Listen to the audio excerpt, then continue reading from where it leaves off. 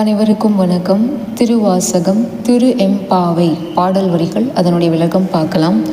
காது ஆர்குலை ஆட பைம்பூன் கலல் ஆட கோதை குழல் ஆட வண்டின் குலாம் ஆட சீதப்பூனல் ஆடி சிற்றம்பலம் பாடி வேத பொருள் பாடி அப்பொருள் ஆமா பாடி சோதி தீரம் பாடி சூழ்கொன்றை தார் பாடி ஆதி தீரம் பாடி அந்தம் ஆமா பாடி பேதித்து நம்மை வளர்த்து எடுத்த பெய்வளை தன் பாதத்திரம் பாடி ஆடி ஏல் ஓர் எம்பாவாய்.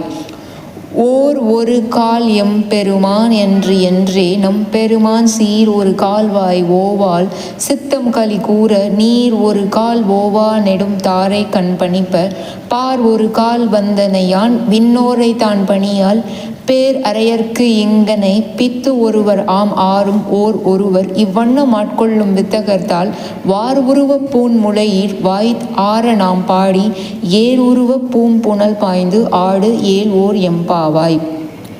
ஸோ இந்த பாடல் வரிகளில் மாணிக்க வாசகர் இறைவனை வழிபடுவது வெறும் சடங்கல்ல, உடல் மனம் சொல் உணர்வு அனைத்தும் இறை நினைவில் ஒன்றாக கரைய வேண்டும் அப்படின்னு சொல்லியிருக்காரு. மலர் மனம் வண்டின் ஓசை நீராட்டு இறைப்பாடல் இவை அனைத்தும் வெளிப்புற செயல்களாக இருந்தாலும் அவற்றின் உண்மையான நோக்கம் நம்மளுடைய உள் நான் என்ற அகந்தையை கரைத்து ஆன்மாவை சிவத்துடன் ஒன்றிணைப்பதே. வேத பொருள் முதல் ஆதி அந்தம் வரை பாடுவது சிவனே அனைத்து அறிவுக்கும் அனைத்து இருப்புக்கும் மூலமும் முடிவும் என்பதை உணர்வதாகும். இறைவனின் அருளால் மனம் உருகி கண்கள் கண்ணீரால் நனையும் பக்தி நிலையே உண்மையான ஆன்மீக வளர்ச்சி.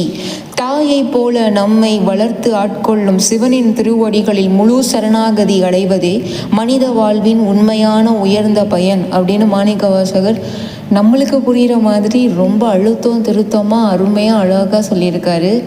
திருச்சிற்றம்பலம். நன்றி, வணக்கம்.